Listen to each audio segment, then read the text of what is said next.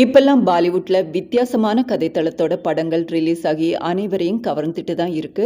அது மாதிரி 2025ல ரிலீஸ் ஆன இன்ட்ரெஸ்டிங்கான 3 த்ரில்லர் படங்களை பத்தி தான் இந்த வீடியோல பார்க்க போறோம். இந்த வரிசையில் நம்ம பார்க்க போகிற முதல் படம் கிரீஷ் கோலி டைரக்ஷனில் சோகம் ஷா நடிப்பில் வெளியான கிரேசி படம் தான்.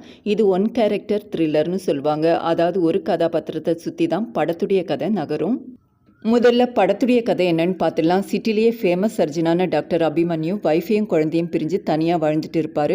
அவர் பண்ண ஒரு சர்ஜரி ஃபெயில் ஆகி பேஷண்ட் இறந்து போக பேஷண்ட்டுடைய ரிலேட்டிவ் அவருக்கு எதிராக கோர்ட்டில் கேஸ் போட்டிருப்பாங்க. அந்த கேஸில் அவருக்கு எதிராக தீர்ப்பு வரப்போகிற சுச்சுவேஷனில் Abhimanyu outside court settlement பேசி 5 கோடி ரூபாய் செட்டில் பண்ணுறதுக்காக ஹாஸ்பிட்டலுக்கு போயிட்டு இருப்பார். அப்போது ஒரு மர்ம நபர் அவருக்கு கால் பண்ணி, உன் பொண்ணை கடத்தியிருக்கேன், உன் பொண்ணு உயிரோட வேணும்னா 5 கோடி ரூபாய் நான் சொல்கிற இடத்துக்கு உடனே எடுத்துகிட்டு வரணும்னு சொல்கிறாரு. அபிமன்யு பேஷண்ட்டுடைய ரிலேட்டிவ்ஸ்க்கு 5 கோடி செட்டில் பண்ணி அவருடைய மானத்தை காப்பாற்ற போகிறாரா இல்லை கிட்னாப்பருக்கு 5 கோடி ரூபாய் கொடுத்து பொண்ணுடைய உயிரை காப்பாற்ற போகிறாராங்கிறது தான் படத்துடைய மீதி கதை. இந்த படத்துடைய கிளைமேக்ஸ் ப்ரெடிக்டபிளாக இருந்தால் கூட அதில் இருக்கிற எமோஷனல் கனெக்ட் இந்த மூவியை ஒரு பெஸ்ட்டு மூவியாக மாற்றுதுன்னே சொல்லலாம்.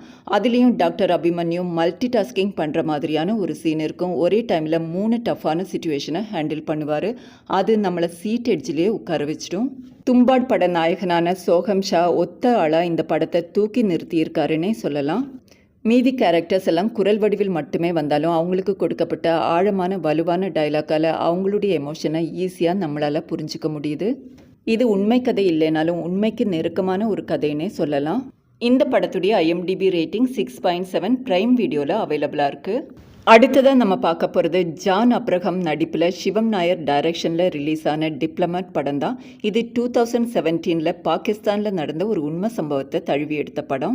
ஒரு நாள் பாகிஸ்தானில் இருக்கிற இந்தியன் ஹை கமிஷன் ஆஃபீஸ்க்கு ஹஸ்பண்ட் தாரிக்கோட வர உஸ்மா தாரிக்குடைய கண்ணசஞ்ச நேரமாக பார்த்து ஆஃபீஸுக்குள்ளே நுழைஞ்சு, என் ஹஸ்பண்ட் என்னை வலுக்கட்டாயமாக கல்யாணம் பண்ணிக்கிட்டு கொடுமைப்படுத்துகிறாரு, எனக்கு இந்தியாவுக்கு எப்படியாவது திரும்பி போகிறதுக்கு ஹெல்ப் பண்ணுங்கன்னு அழுதுகிட்டே கெஞ்ச ஆரம்பிக்கிறாங்க. அங்கே ஆஃபீஸராக இருக்கிற ஜான் அப்ரஹாம் ஆரம்பத்தில் அவங்க மேலே சந்தேகப்பட்டாலும் போக போக அவங்க சொல்கிறதுல உண்மை இருக்குன்னு புரிஞ்சுக்கிறாரு. எப்படியாவது அவங்கள இந்தியாவுக்கு திருப்பி அனுப்பணுங்கிற முயற்சியிலையும் இறங்குறாரு. அதுக்கப்புறம் உஸ்மாவும் ஜான் அப்ரஹாமும் ஃபேஸ் பண்ண பிரச்சனைகள் தான் படத்துடைய மீதி கதை. இந்த படம் ஒரு சீட்டட் த்ரில்லர் இல்லைன்னா கூட கண்டிப்பாக ஒரு முறை பார்க்கலாம். IMDb ரேட்டிங் 7 நெட்ஃப்ளிக்ஸில் அவைலபிளாக இருக்குது. அடுத்ததாக நம்ம பார்க்க போகிறது கரண் தேஜ்வாலுங்கிற டெபியூ டைரக்டர் இயக்கத்தில் வெளியாக இருக்கிற ஸ்டோலன் படம் தான். இந்த படமும் அசாமில் நடந்த ஒரு உண்மை சம்பவத்தை தழுவி எடுத்த படம் தான். இந்த படம் 2023 இன்டர்நேஷனல் ஃபிலிம் ஃபெஸ்டிவல்ஸில் ரிலீஸ் ஆகி நிறைய விருதுகளையும் வாங்கிச்சு. ரயில்வே பிளாட்ஃபார்மில் தூங்கிட்டு இருக்கிற ஒரு லேடியுடைய குழந்தை காணாமல் போக அங்கே வர 2 பணக்கார இளைஞர்கள் அவங்களுக்கு ஹெல்ப் பண்ண நினைக்கிறாங்க. அதனால அவங்க ஃபேஸ் பண்ணுற பிரச்சனைகள் தான் படத்துடைய மீதி கதை. இந்த படத்துடைய மிகப்பெரிய ப்ளஸ்ஸே படத்தில் நடிச்சிருக்கிற 3 முக்கியமான கதாபாத்திரங்களுடைய எக்ஸலண்ட்டான நடிப்பு தான்.